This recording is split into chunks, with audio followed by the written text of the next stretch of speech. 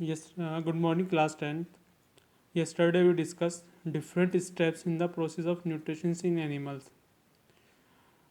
Now we discuss different steps in the process of nutrition in amoeba as a examples.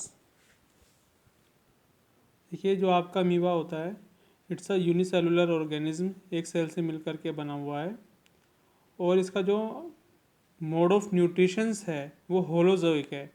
Holozoic इसलिए होता है इसके अंदर mode of nutritions क्योंकि ये फूड को डायरेक्टली एनगल्फ करता है और इसकी जो फूड ऑब्टेनिंग की प्रोसेस है ये आपके कहलाते हैं फैगोसाइटोसिस।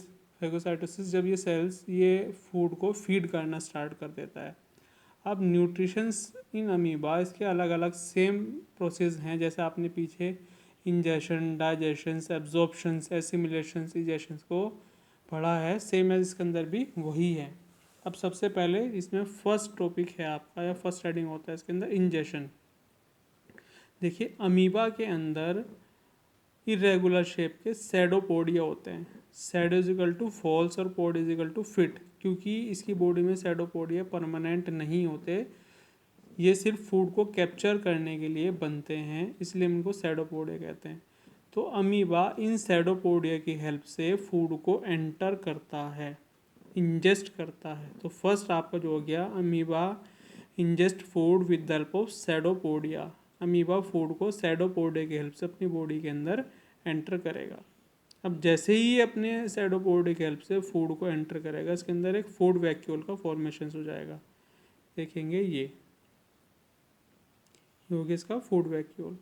अब इंजेक्शंस के बाद जैसे ही फूड इसके अंदर बॉडी के अंदर आता है तो ये वैक्यूल अपने अंदर से डाइजेस्टिव एंजाइम्स का सिक्रीशंस स्टार्ट करती है। अब ये फूड वैक्यूल इस फूड का डाइजेशन स्टार्ट कर देती है। ये हो गया आपका डाइजेशन। नेक्स्ट है आपका थर्ड। अब जैसे ही फूड का डाइजेशन हो जाएगा अब ये डाइजेस्टेड फूड बॉडी के डिफरेंट पार्ट में सेंड किया जाएगा। ये आप देख रहे हैं डाइजेशन, ये एरो आपको इंडिकेट कर रहे हैं कि अब ये डाइजेस्टेड फूड बॉडी के डिफरेंट पार्ट में सेंड किया जा रहा है। ओके, नेक्स्ट है आपका एसिमिलेशन। अब ये जो फूड आपका डिफरेंट पार्ट्स में सेंड किया गया है इसको एसिमिलेट किया जाएगा। अब इसकी हेल्प से, रेस्पिरेशन की हेल्प से अमीबा अब इस डाइजेस्टेड फूड से एनर्जी को इनटेक करेगा। ओके, ये हो गया आपका। अब ये आप जो ब्लैक कलर का डॉटेड स्ट्रक्चर देख रहे हैं ये इसके अंदर अनडाइजेस्टेड फूड रह गया है। तो अब ये क्या काम करेगा अमीबा कि अपनी सेल को रप्चर करेगा और इस रप्चर से बॉडी के फूड को, एक्स्ट्रा फूड को, या कह सकते हैं कि ये अनडाइजेस्टेड फूड को बॉडी से बाहर निकाल देगा। ये होता है आपका डाइजेशन माने एक्सक्रीशंस।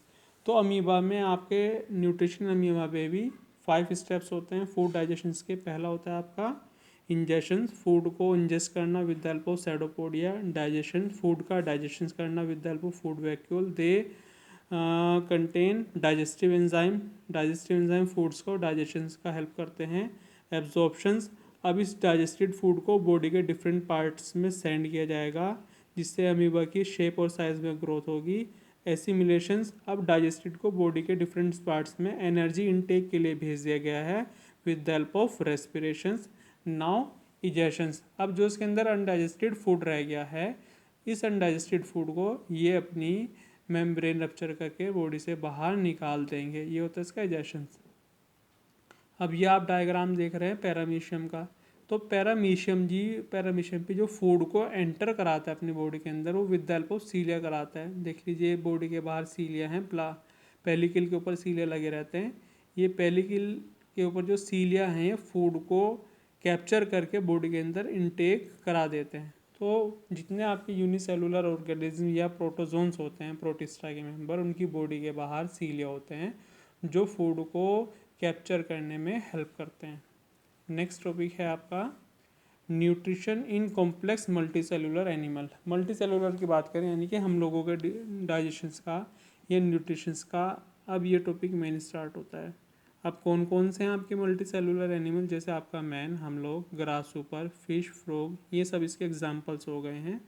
और इनका जो डाइजेस्टिव सिस्टम है, जैसे आपने देखा यूनिसेलुलर में डाइजेशन आपका सिंपल तरीके से होता है, सिंपल मेथड से होगा, जबकि यहाँ पर जो डाइजेशन है वो कॉम्प्लेक्स तरीके से होता है। तो हम स्टार्ट करते हैं न्यूट्रिशन इन ह्यूमन बींग्स। ये ह्यूमन डाइजेस्टिव सिस्टम भी इसको कहते हैं।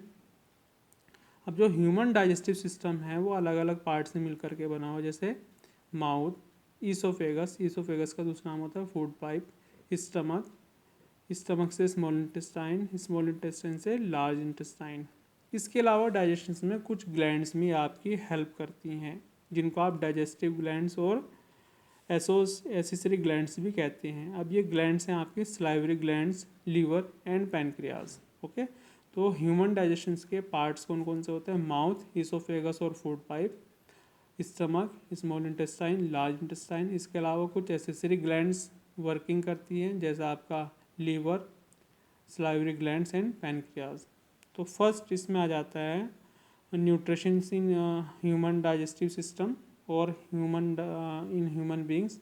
फर्स्ट है इसमें आपका इंजेशंस। तो यहाँ पर जो फूड को इंजेस्ट किया जाएगा वो with the help of mouth किया जाएगा। सो आप ये भी कह सकते हैं जो फूड डाइजेशंस का फर्स्ट स्टेप है ह्यूमन में वो होता है इंजेशंस, और वो स्टार्ट होता है माउथ से। ठीक है ना। तो आप फूड को इनटेक करते हैं सबसे पहले माउथ की हेल्प से करते हैं। तो इंजेस्टेड फूड हमारी बॉडी में किसकी हेल्प से जाता है? माउथ की हेल्प से जाता है। अब इस फूड का डाइजेशन होगा। डाइजेशन जो स्टार्ट होता है माउथ से ही स्टार्ट हो जाता है। अब इसके लिए माउथ के अलग अलग पार्ट्स वर्क करते हैं, जैसे आपका माउथ और बक्कल कैविटी, ये यहाँ से आपका डाइजेशन स्टार्ट हो जाएगा पार्शियली। माउथ और buccal cavity contain teeth, tongue and salivary glands.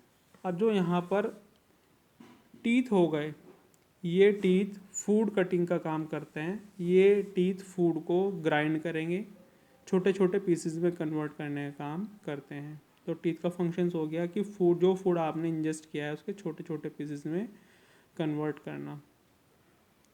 Next आता है आपकी सलाइवरी ग्लैंड। जो सलाइवरी ग्लैंड है हमारे मुंह में सलाइवा प्रोड्यूस करती है। सलाइवा जो आपके मुंह में थूक आता है वो आपका सलाइवा कहलाता है।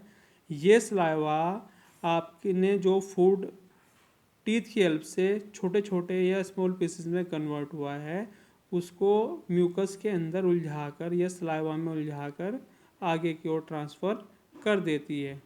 ओके, तो ये सलाइवा का फंक्शन होता है कि फूड में उसको उलझाकर आगे की ओर भेजना, ताकि वो आपके फूड पाइप में या इसोफेगस में कहीं रुक ना जाए। ठीक है ना। तो ये टीथ का काम था कि फूड को छोटे छोटे पीसेस में कन्वर्ट करना। नेक्स्ट होता है जो ग्लैंड्स होती है हमारी बॉडी के अंदर, यानी कि जो आपकी माउथ से स्टार्ट हो रही हैं, वो इसको केमिकल डाइजेशन स्टार्ट करेगी। कैसे? ये जो आपकी ग्लैंड्स हैं सलाइवरी ग्लैंड्स, ये एक एंजाइम सिक्रेट करती हैं जिसको आप सलाइवरी एमाइलेज कहते हैं। सलाइवरी ग्लैंड एक एंजाइम सिक्रेट करती हैं जिसको आप सलाइवरी एमाइलेज कहते हैं। ये क्या काम करती है? ये डाइजेशन करती है starch, digest the starch present in the food into sugar. ये स्टार्च डाइजेशन का काम करती है। ठीक है ना। इसके अलावा ये डाइजेशन करेगी आपका कार्बोहाइड्रेट्स का, जो कि माउथ से स्टार्ट हो जाता है। कुछ फूड्स आपका थोड़े टाइम के लिए मुंह में रह जाता है, ठीक है ना, वो भी कुछ टाइम के बाद सलाइवा की हेल्प से फूड पाइप में आगे की ओर ट्रांसफ़र कर दिया जाता है। अब जो आपका ये फूड है बहुत धीरे से आगे की ओर ट्रांसफ़र कर दिया जाता है, जिसे आप कहते हैं फूड पाइप। ये देखेंगे डायग्राम। जो पार्शियली डाइजेस्टेड फूड है टंग, टीथ और सलाइवरी ग्लैंड से डाइजेस्टेड होने के बाद ये आपका इसोफेगस में ट्रांसफ़र किया जाता है। ठीक है। जो इसोफेगस है वो स्टमक से कनेक्ट रहता है। जो आपकी वॉल्स होती हैं फूड पाइप की, ये एक पेरिस्टोल्टिक मूवमेंट करती हैं। पेरिस्टोल्टिक मूवमेंट क्या होते हैं कि इसकी जो मसल्स हैं एक बार तो कॉन्ट्रैक्ट होती हैं, मतलब अंदर की ओर फूड लेती हैं, और एक बार रिलैक्स करती हैं, यानी कि फूड आगे की ओर ट्रांसफ़र करते हैं। कॉन्ट्रैक्ट फूड को अपने अंदर लेना, रिलैक्स अपने फूड को आगे की ओर छोड़ना। तो इस तरह से आपके फूड पाइप की जो वॉल्स हैं या इनकी मसल्स का कॉन्ट्रैक्शन एंड रिलैक्सेशंस है, इस मूवमेंट को हम कहते हैं पेरिस्टोल्टिक मूवमेंट। अब इस पेरिस्टोल्टिक मूवमेंट से ये फूड आगे की ओर ट्रांसफ़र किया जाता है स्टमक में। ठीक है ना। तो सबसे पहले आपका फूड माउथ, सलाइवरी ग्लैंड और टंग की हेल्प से आता है इसोफेगस या फूड पाइप में। फूड पाइप में आपकी फूड वॉल का सॉरी इसोफेगस और फूड पाइप की वॉल का पेरिस्टोल्टिक मूवमेंट होता है। पेरिस्टोल्टिक मूवमेंट में इसकी मसल्स एक बार कॉन्ट्रैक्ट करते हैं, फूड को अंदर लेते हैं और एक बार रिलैक्स फिर आगे की ओर छोड़ देती हैं। यह आपका पेरिस्टोल्टिक मूवमेंट होता है।